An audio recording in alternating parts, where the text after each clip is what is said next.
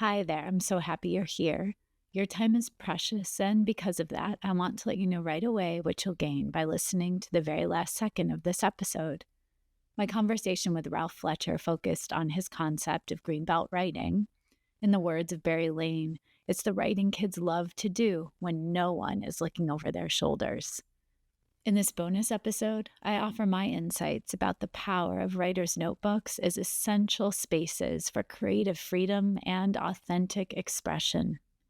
You'll learn why writers' notebooks serve a distinct purpose beyond school assignments, why effective feedback requires intention and ownership, and why quality feedback focuses on the work, not just praise. Stay with me. I'm so happy to have you as a listener today. This is Schoolutions Coaching and Teaching Strategies, the podcast that extends education beyond the classroom. A show that offers educators and caregivers strategies to try right away and ensure every student receives the inspiration and support they need to thrive. I am Olivia Wall, and this is a bonus episode. It's an accompaniment to my conversation with Ralph Fletcher, Season 4, Episode 26. Ralph offered a beautiful overview of his concept of Greenbelt writing. In Barry Lane's words that Ralph appreciated, it's the writing that our children love to do when no one is looking over their shoulders. Ralph made a very strong case for the need for Greenbelt writing in our classrooms, choice, joy, and part of our conversation, we also spoke to the importance of writers' notebooks. I have absolutely adored Ralph's book, A Writer's Notebook, Unlocking the Writer Within You, for many, many years.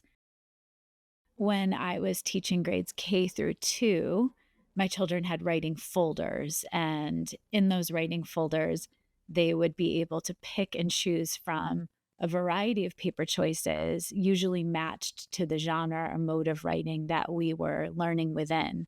One side of their folders had a still working label. The other side, I actually had switched to done with a red dot to done for now because I realized children were not revisiting their writing enough and rereading and adding details and revising. Oftentimes when a child's piece of writing would move over to that right side of their folder, it was done forever in their minds. But we know that writing needs to be reworked and rethought through as life goes on and we experience more. When I began teaching 3rd grade and beyond, actually, this is the writing process I even use as an adult, I had a writer's notebook for every single student. Something I did illuminate in my conversation with Ralph was about a student who approached me and asked if she could continue writing in other genres outside of the genre we were writing within. And we ended up stapling a composition book to the back of her writer's notebook that we were using in class. And it was amazing to see her fluidity between writing and perhaps narrative within the unit that we're studying, and then moving out to also include poetry and informational writing and statistics. And what that really made me think about is the writing process in general, that when we are living in our notebooks, it's really for collecting seed ideas that we want to develop into drafts and revise and edit and publish. So I shifted from being so focused on a particular genre to really thinking about with students, what is it that you need and want to convey to your readers? I didn't want them to feel handcuffed to a particular genre, certainly not a particular structure that they would have to follow and write within. With that said, I offer structures as scaffolds as I see students need them. But I think that is vastly different than expecting all students to write within a formula. And these formulas often paralyze writers instead of helping them. And then once students were ready and they had an idea that they wanted to develop and they played with it in their notebook in a variety of genres, a variety of ways, we would move into drafting. Once students knew the idea that they had developed and wanted to convey, they were able to choose and draft within a structure or format that they thought would best convey that idea to their readers. It was such a powerful shift. That meant that revising, that meant that feedback, I had to be really specific for children around the format they were writing within, around their audience, around craft. But I absolutely loved that as a teacher. It really stretched me as well. So with that said, let's jump into Ralph's book, A Writer's Notebook. On page 3, Ralph gives a beautiful description of what a writer's notebook is not and what it is. Writers are like other people, except for at least one important difference.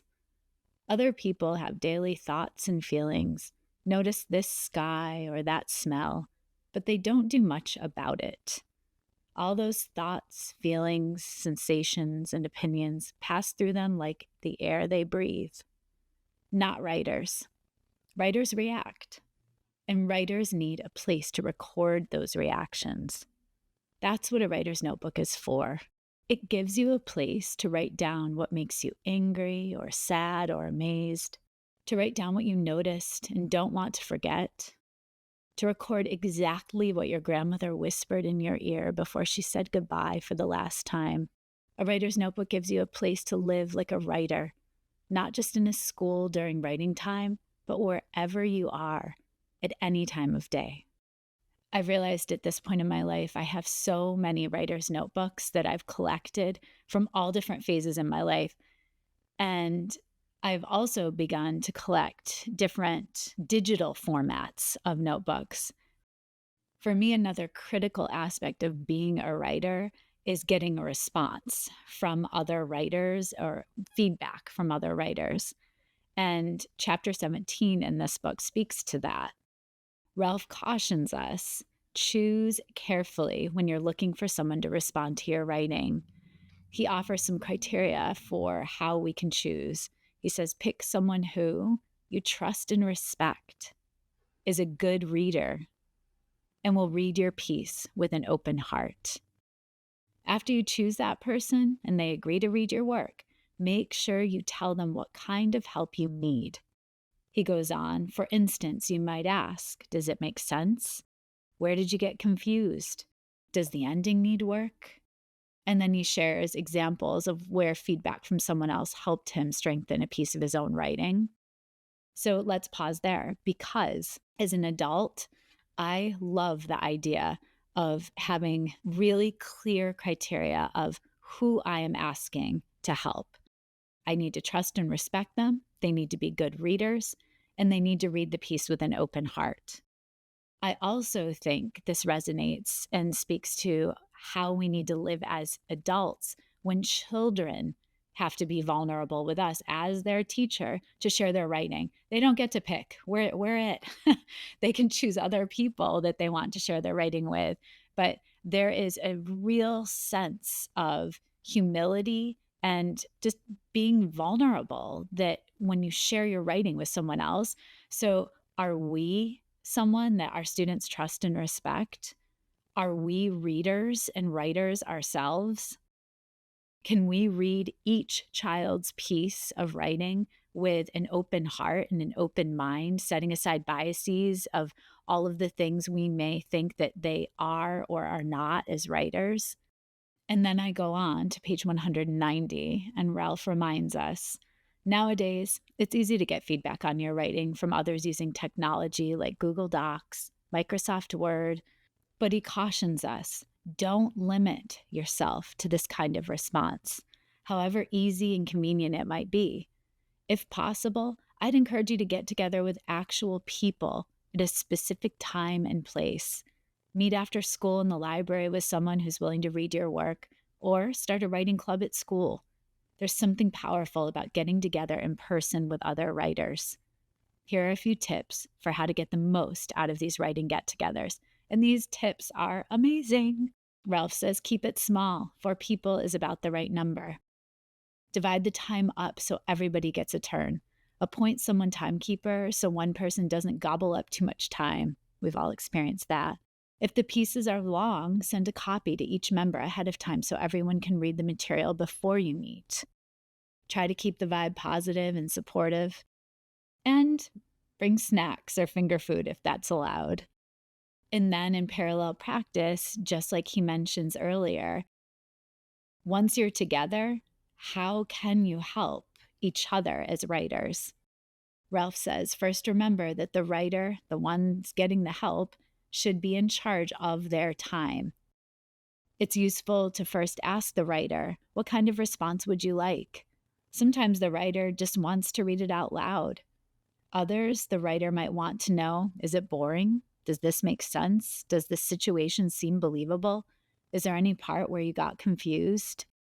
And then there's another scenario when you're the writer getting response. It's your turn, but you're not sure what to say.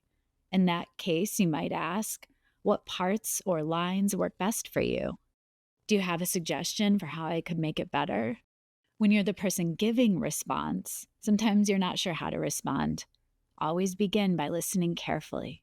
After the writer has finished reading, you might say, your writing seems to be about, or I really connected to the part, or I wanted to know more about. And Ralph says, remember, and this is important, you are not obligated to revise your writing based on what someone else says. Ralph shares, I've worked with many skilled editors over the years. Often their ideas are brilliant. I never doubt that their suggestions are sincere. But sometimes those suggestions make me uncomfortable or don't ring true. When I get a quote-unquote helpful suggestion like that, I ignore it. Listen carefully to the response you get to your writing, but go with your gut. And that is exactly why when I am conferring with students as writers, or when I'm conferring with friends or colleagues as writers, I always say, this is my best thinking. This is feedback I have to offer. I try to be really, really specific. And I make sure to let them know I am not offended in the least if they do not apply that revision or that technique to their writing.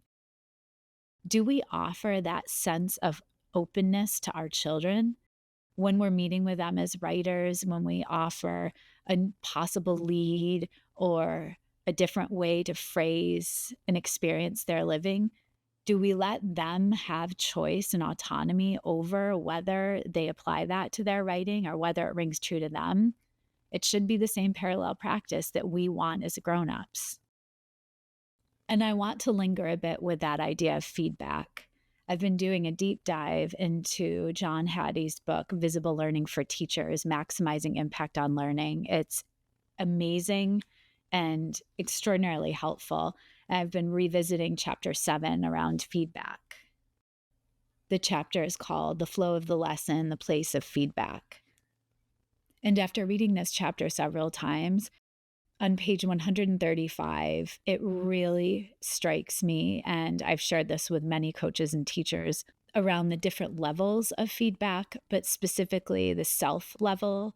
And I just wanted to share this because I noticed that when I'm looking at samples of student writing or student learning, I'm noticing a lot of teachers offering praise in the form of great job, well done. And I often coach around being really specific with our language. So, great job, although that's praise and that can lift a spirit, it doesn't really let that student or that writer know specifically what they did that can move forward as learning and transfer into other parts of their writing. John Hattie says, the fourth level of feedback directed to the self, for example, you're a great student or well done, is commonly subsumed under the notion of praise. Praise is often used to comfort and support. It's ever present in many classrooms and is welcomed and expected by students. But it so often directs attention away from the task, processes, or self-regulation. Those are other levels of feedback. The major message is to provide praise, but not to give it in such a way that it dilutes the power of feedback. Keep praise and feedback about the learning separate. And John goes on page 136. The art of effective teaching is to provide the right form of feedback at or just above the level at which the student is working. Ideally, teaching and learning need to move from the task towards the processes or understandings necessary to learn the task, and then to regulation about continuing beyond the task to more challenging tasks and goals. This process results in higher confidence and greater investment of effort, and the aim of providing feedback is to assist students through this process. This flow typically occurs as the student gains greater fluency, efficiency, and mastery. The first 3 feedback levels form a progression. The hypothesis is that it's optimal to provide appropriate feedback at or one level above that at which the student's currently functioning, and to clearly distinguish between feedback at the first 3 and the 4th levels. I find this absolutely fascinating, and I was rereading this excerpt with colleagues over this past week. And something one of my colleagues shared is how amazing would it be if we started as teachers to think about, are we coaching and conferring into or at the task or product level? Are we coaching or conferring into process? Are we going beyond process to self-regulation or conditional? And then are we transferring into that self mode without focusing heavily on praise, but focusing on the learning that's happening? This also reminds me very much of the zones of proximal development and how critical it is to start with what the learner is doing well in their zone of actual development. And then that just right moment or that just right feedback that Hattie's referring to, in my mind, would live in that zone of proximal development, the stretch just above what that child already or what that learner already has in place.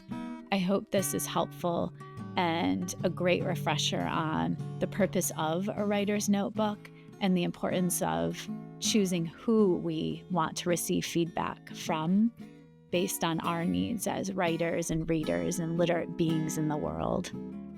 Thank you for tuning in, and I cannot wait to see you next week. Take care. Schoolutions Coaching and Teaching Strategies is created, produced, and edited by me, Olivia Wall. Thank you to my older son, Benjamin, who created the music playing in the background. You can follow and listen to Schoolutions wherever you get your podcasts, or subscribe to never miss an episode and watch on YouTube. Now, I'd love to hear from you. Send me an email at schoolutionspodcast@gmail.com. Let me know how you offer your students choice and who you choose to offer you feedback as a writer.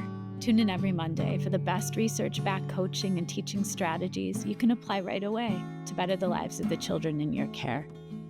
And stay tuned for my bonus episodes every Friday, where I'll reflect and share connections to what I learned from the guest that week. See you then.